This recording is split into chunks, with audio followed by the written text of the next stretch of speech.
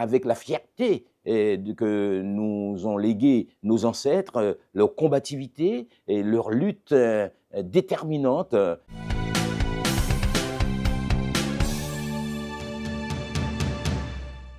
En ce mercredi 28 mai 2025, la ville de Pointe-à-Pitre célèbre, tel un rituel, puisque ça revient chaque année, notre hommage aux combattants de la liberté, de la dignité, sous la direction du colonel Louis Delgrès. Donc, cette année, cette commémoration prend une tournure particulière dans la mesure où c'est un peu le retour de notre délégation pointoise qui s'est rendue en Saône-et-Loire et particulièrement à Autun et à Montceau-les-Mines pour pouvoir participer aux commémorations qu'organise ce territoire national en hommage à l'histoire de l'esclavage dont cette région connaît un bout.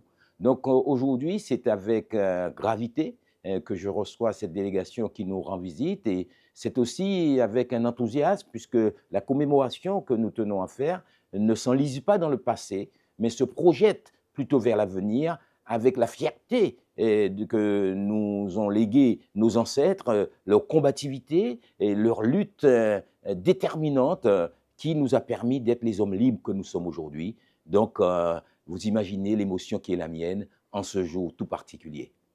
La Fondation pour la mémoire de l'esclavage vise à faire connaître l'histoire de l'esclavage, à reconnaître ses héritages et indiquer aussi quel est le lien avec aujourd'hui.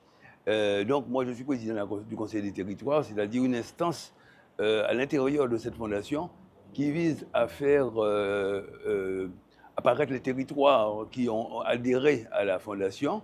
C'est-à-dire, dans toute l'outre-mer, bien sûr, il y a des territoires qui ont adhéré, mais aussi dans l'Hexagone, et donc faire porter la voix de la Fondation au niveau de ces territoires.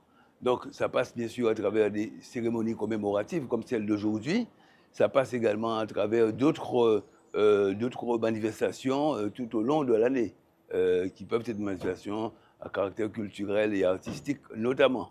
Donc voilà un peu le lien et mon rôle aujourd'hui à travers cette commémoration du 28 mai à Pointe-à-Pitre.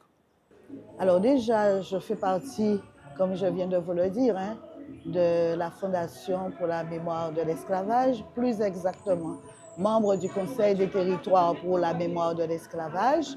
Et donc, c'est tout à fait opportun pour nous de célébrer aujourd'hui le sacrifice de Delgrès, qui commémore l'abolition de l'esclavage.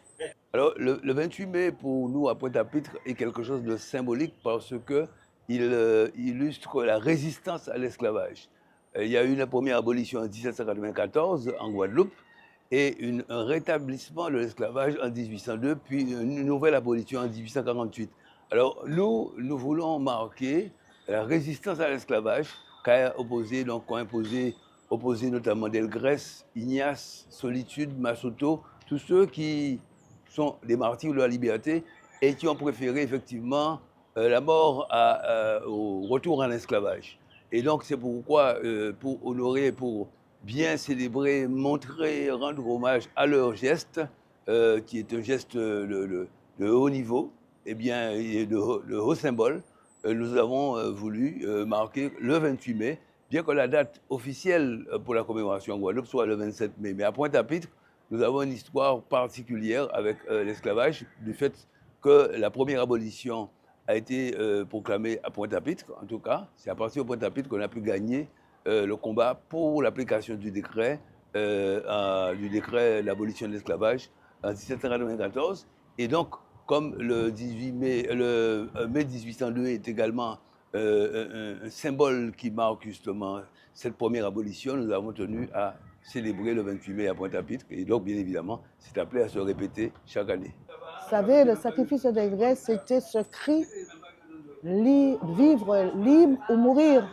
Donc, il s'est sacrifié avec toute sa garnison, des hommes qui meurent pour que, aujourd'hui, vous et moi, nous sommes en train de faire cette interview. Alors, je pense qu'il n'y a pas plus important que cela.